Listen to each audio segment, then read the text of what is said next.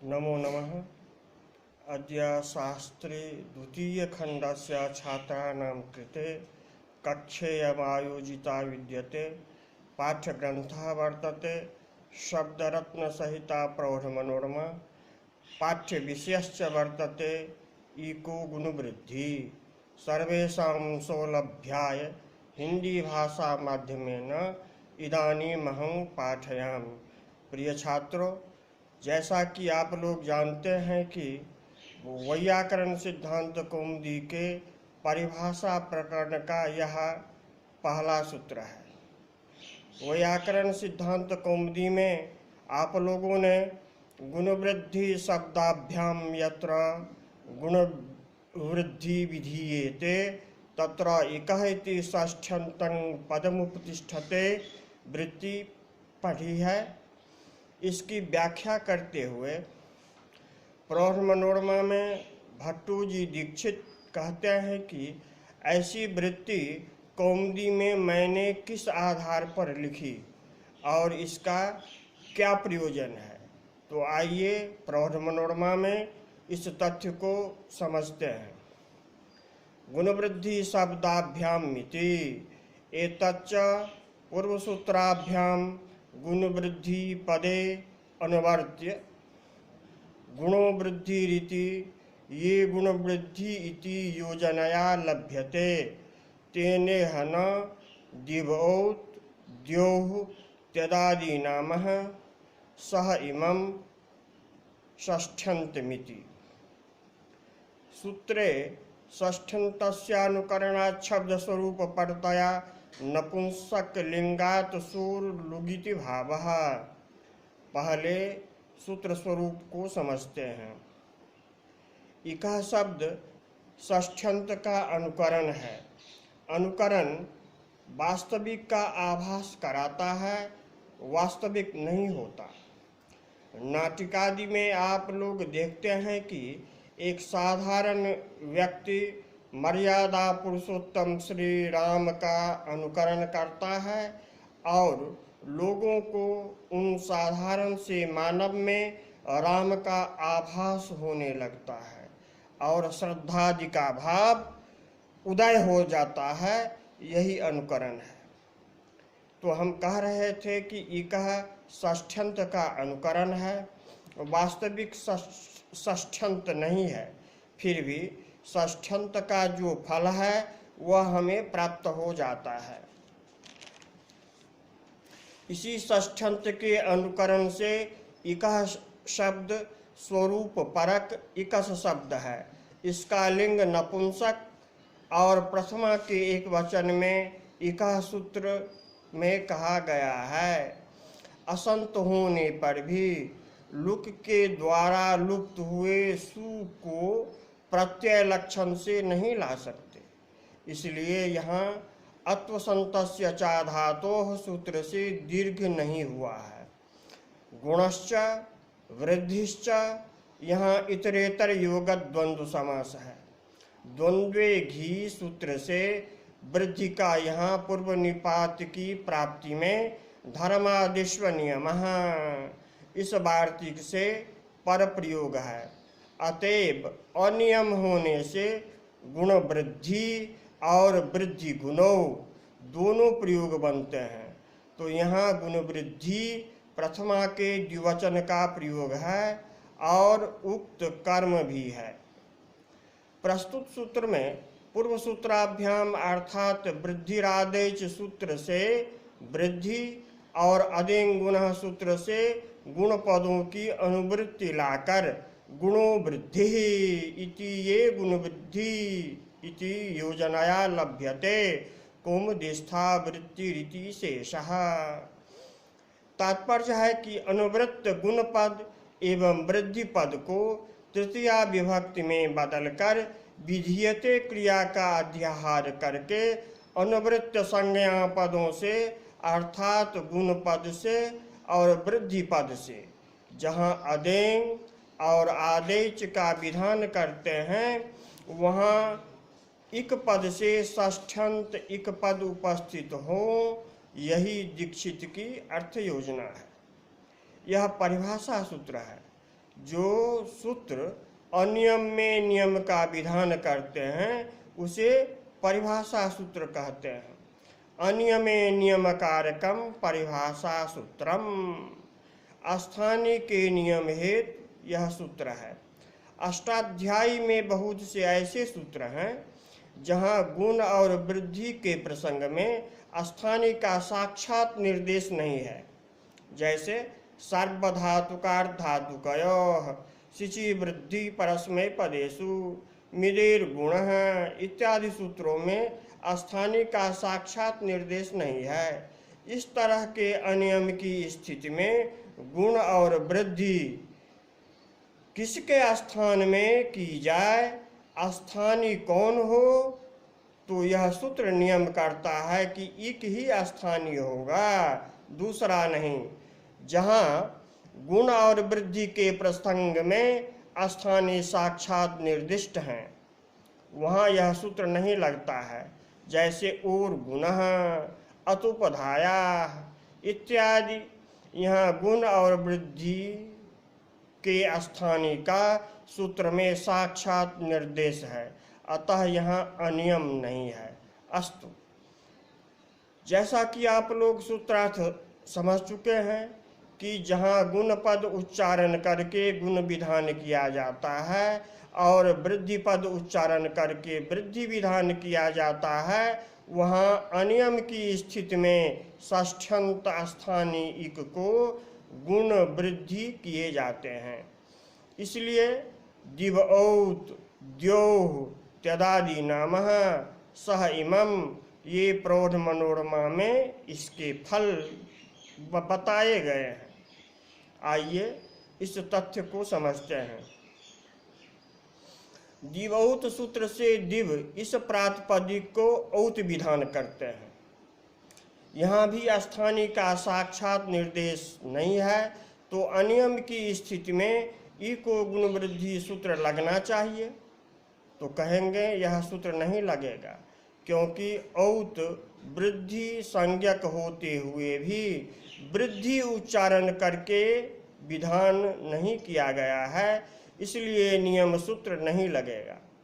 दिवः षष्ठ्यंत है और अलुन्त्यस्य सूत्र की सहायता से अंत्य अल व को औत विधान होने से द्योह रूप बनेगा। इसी प्रकार त्यदादि नाम सूत्र से अविधान किए जाते हैं।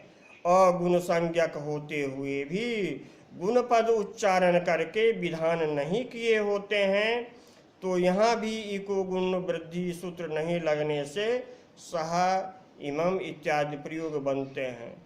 साथ ही जहाँ अनुवाद विषयक वृद्धि है वहाँ भी इस परिभाषा सूत्र की उपस्थिति नहीं होती है, जैसे वृद्धिर्यस्याचामादिस्तद वृद्धम इत्यादि।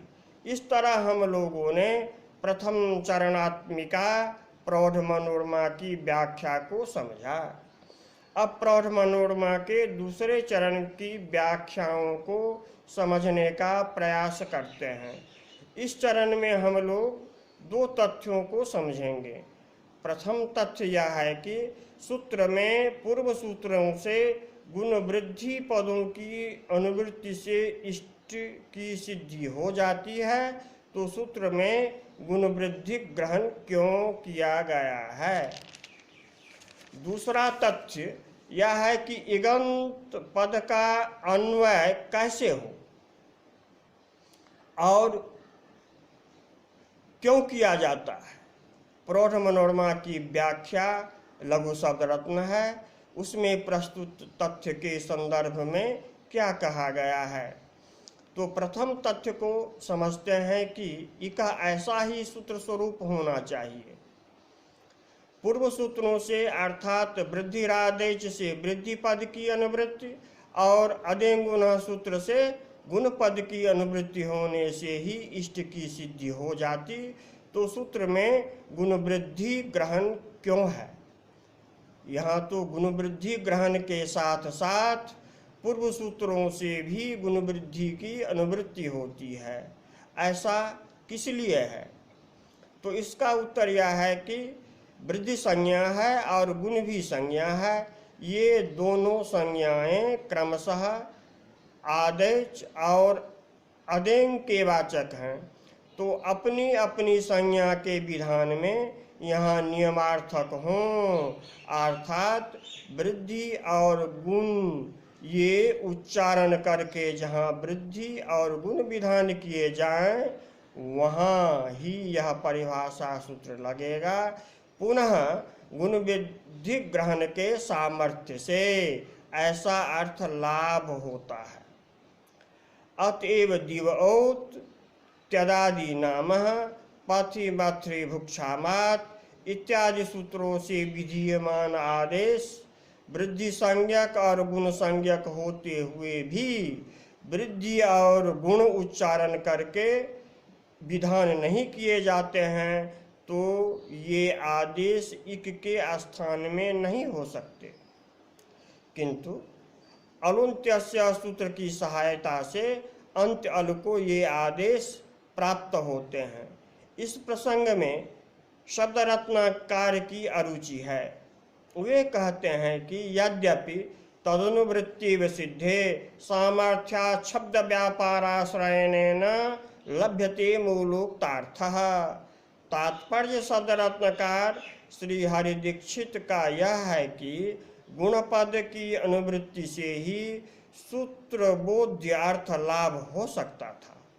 पुनः गुणवृद्धि ग्रहण के सामर्थ्य से शब्द व्यापार का आश्रयन करके गुण और वृद्धि के आश्रयी अदेंग और आदेश जहाँ विधान किए जाएंगे, वहाँ लक्षणा से संज्ञा पद की भी उपस्थिति स्वतः हो जाएगी। ऐसा नियम पुनः गुण वृद्धि ग्रहण के सामर्थ्य से होगा, तो भाष्य अनुसार गुण और वृद्धि की अनुवृत्ति नहीं होनी चाहिए। अस्तु, अब दूसरे ज्ञेय तथ्य को समझने का प्रयास करते हैं। ज्ञेय तथ्य यह है कि इकह यहाँ पदोपस्थिति पक्ष है अथवा तत्क्षेष पक्ष। शब्द रत्नकृत तत्क्षेष दूषणोद्धार किस प्रकार से है? पदमिति तच्च संभवति समानाधिकरण्ये इगन्तस्याङ्गस्य इत्यादि क्रमेण संबध्यते। मिदेर्गुणः मृजेर्वृद्धि इत्यादौ तु सामान्याधिकरण्य संभवात् मृजिरवस्यैक इक इति संबध्यते। यत्तु एक एव स्थाने अस्तः इति प्राचा व्याख्यातम्। यच्च तट्टीकाकृतोक्तमनियम प्रसंगे नियमार्थमित्यादि तत्सर्वं भाष्य विरोधादुपेक्ष्यम्। तच्छेष पक्षं दूषित्वा पदोपस्थित पक्षस्यैव भाष्ये समर्थितत्वादित्याहुः इति प्रौढ़मनोरमा पंक्तयः। यहाँ दो तरह की स्थितियां हैं। पहली, जहाँ सूत्र में षष्ठ्यंत स्थानीय निर्देश के साथ गुण और वृद्धि का उच्चारण करके गुण और वृद्धि विधान किए जाते हैं, वहाँ दो दो षष्ठी विभक्तियों की उपस्थिति हो जाएगी। तो यहाँ समानाधिकरण से षष्ठी का अन्वय संभव नहीं है। जैसे मिदेर गुणः मृजेर वृद्धि, यहाँ इकह पद की उपस्थिति से पहली षष्ठी, मृजेह और मिदेह की दूसरी षष्ठी, तब मृजेरवयवस्य मिदेरवयवस्य य ईक के क्रम से असमानाधिकरण से अन्वय करके अर्थबोध सुलभ होते हैं। जहाँ इगंत की उपस्थिति असंभव है, वहाँ इकह षष्ठ्यंत पद की उपस्थिति से अंगस्य के साथ समानाधिकरण से अन्वय कर अर्थबोध करेंगे। जैसे सार्वधातुकार धातुकयोः सिचि वृद्धि परस्मैपदेषु जुसि च सूत्रों में यही इक की पदोपस्थिति है। इस तरह पदोपस्थिति पक्ष भाष्य सम्मत है। प्रक्रिया कौमुदी के रचयिता श्रीमद् रामचंद्राचार्य और तट्टिकाकृतोक्त अनियम प्रसंगे नियमार्थम कहने वाले प्रक्रिया कौमुदी के टीकाकार जो भट्टो जी दीक्षित के गुरु भी हैं, श्री आचार्य शेष कृष्ण के विचार महाभाष्य के विरोध से उपेक्ष है, ये प्रौढ़ मनोरमाकार का कहना है। प्रिय छात्रों, अब आप लोगों के मन में यह शंका उठ रही होगी कि ये पदोपस्थिति पक्ष और तच्छेष पक्ष क्या है। तो कुछ गुण विधायक और कुछ वृद्धि विधायक सूत्रों की परिस्थितियों से पदोपस्थिति पक्ष और तच्छेष पक्ष को समझने का प्रयास करते हैं। कुछ ऐसे सूत्र हैं जहाँ न स्थानीय का निर्देश है और न आदेश का, जैसे सार्वधातुकार धातुकयोः, जुषि च, पुगंत लघुपधस्य च इत्यादि। यहाँ आदेश गुण की अनुवृत्ति सूत्रेष्वदृष्टम पदम सूत्रांतराद अनुवर्तनीयं सर्वत्र बड़ी सरलता से होगी, किंतु स्थानीय कौन हो यह प्रश्न है। कुछ गुण विधायक सूत्र ऐसे हैं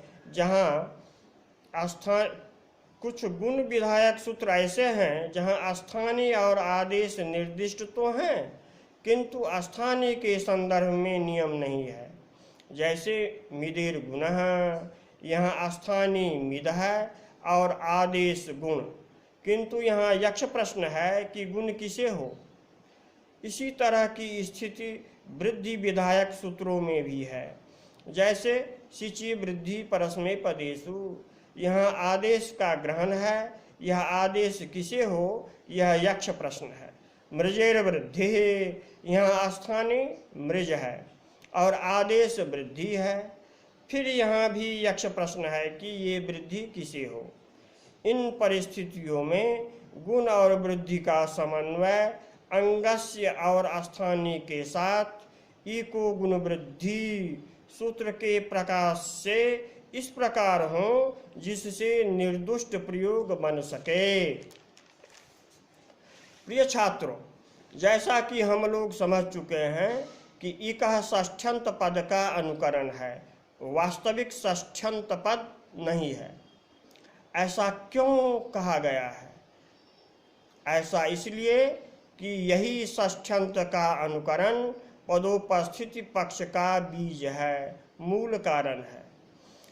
जहाँ षष्ठ्यंत की उपलब्धता होगी वहाँ अंगस्य से समन्वय कर षष्ठ्यंत इकः पद की उपस्थिति करेंगे, और जहाँ षष्ठ्यंत इक उपलब्ध नहीं होंगे वहाँ इकः प्रथमांत है ही, वहाँ अंगस्थ के साथ वैयधिकरण से अन्वय कर अर्थबोध करेंगे।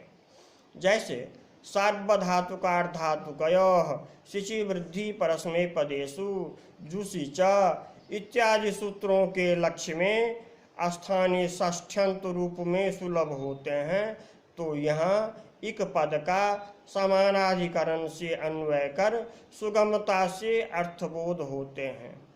और मिदेर गुणः, मृजेर वृद्धि इत्यादि सूत्रों के लक्ष्य में षष्ठ्यंत इक की उपस्थिति असंभव है, तो यहाँ वैयधिकरण से अन्वय कर अंगस्य को गुणः, अंगस्य को वृद्धि इत्यादि अर्थ करते हैं।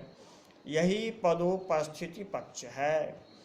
तच्छेष पक्ष में षष्ठ्यंत का अनुकरण नहीं करते हैं, अपितु इसे वास्तविक षष्ठ्यंत ही मानते हैं। जहाँ साक्षात स्थानीय निर्दिष्ट नहीं होते वहाँ अनुन्त्यस्य परिभाषा सूत्र को अंगस्य के साथ समन्वय कर इगंतांगस्य को गुण हो और वृद्धि हो, ऐसा अर्थ करते हैं। अब प्रश्न उठता है कि जहाँ षष्ठ्यंत इक की उपस्थिति असंभव है, जैसे मिदेर गुणः, मृजेर वृद्धि इत्यादि सूत्रों के लक्ष्य कैसे सिद्ध होंगे? तो कहते हैं इसके लिए वार्तिक है ना, मिदेर गुणः इक इति वक्तव्यम, मृजेर वृद्धि इक इति वक्तव्यम। इस तरह इको गुण वृद्धि, यह परिभाषा अलौन्त्यस्य इस परिभाषा का शेष है, अतएव इसे तच्छेष पक्ष कहते हैं। फिर गुरु के प्रति श्रद्धादि भाव के उदय होने से भट्टोजी दीक्षित इको गुण वृद्धि सूत्र की व्याख्या के अंत में प्रौढ़ मनोरमा में कहते हैं कि तच्छेष पक्षेपि दूषणोद्धारस्तु शब्द कौस्तुभे स्पष्टीकृतो अस्माभिः। इसी दूषणोद्धार को शब्द रत्नकार अपने ढंग से लघु शब्द रत्न में करते हैं। तद्यथा मिदेह इत्यस्य ईर्मिदिस्तस्येति व्याख्यानं नो दोषः। पुगन्त इत्यत्र पुक्यन्तो लघ्वी उपधेति व्याख्येयम् इत्यादि भाष्योक्त दूषणोद्धारस्त्वित्यर्थः। न च यापयति क्षमापयति इत्यादो दोषः गुणे कृते वृद्ध्यादि रूप सिद्धिः। अतएव समयाच्च यापनायाम इति निर्देशः संगच्छते। शब्द रत्नकार का आशय संक्षेप में आप लोग इस प्रकार समझें। तच्छेष पक्ष में मिदेर गुण इत्यादि सूत्रों में परस्पर विरोध की स्थिति में कहीं पर सर्वादेशत्व और कहीं पर अंत्य अल को गुण और वृद्धि की आपत्ति के समाधान में वार्तिककार ने मिदेर गुण इक इति वक्तव्यम मृजेर वृद्धि इक इति वक्तव्यम कहते हैं। इसी तरह मिदादि स्थलों में एक पदावृत्ति रूप दोष के निवारण के लिए मिदि मृजी पुगंत इत्यादि वार्तिक भी कहे हैं। पुकी अंतः पुगंतः लघ्वी चासो उपधा लघुपधा पुगंतश्च लघुपधा च पुगंत लघुपधम तस्य। इस विग्रह से अंगावयव पुक के अव्यवहित पूर्वांत्य को एवं उपधाभूत लघु वर्ण इक को गुण हो, ऐसा अर्थ करने से भिन्नति इत्यादि स्थलों में प्राप्त गुण अब संयोग के परे गुरु होने से नहीं होंगे। आदंत धातुओं से निच करने पर आरती ह्री ब्लीरी कुनुई क्ष्मण यातंग पुंगनौ से पुक और पुगंत होने से पुगंत लघुपधास्य च से आको गुण और फिर अत उपधाया से वृद्धि होकर यापयति क्षमापयति इत्यादि रूप सिद्धि होगी। जैसे समयाच्च यापनायाम सूत्र में यापना रूप बनता है, उसी प्रकार ये रूप भी बनेंगे। इस तरह तच्छेष पक्ष के दूषणोद्धार शब्द रत्न में बताए गए हैं। तो आज का पाठ पूर्ण हुआ।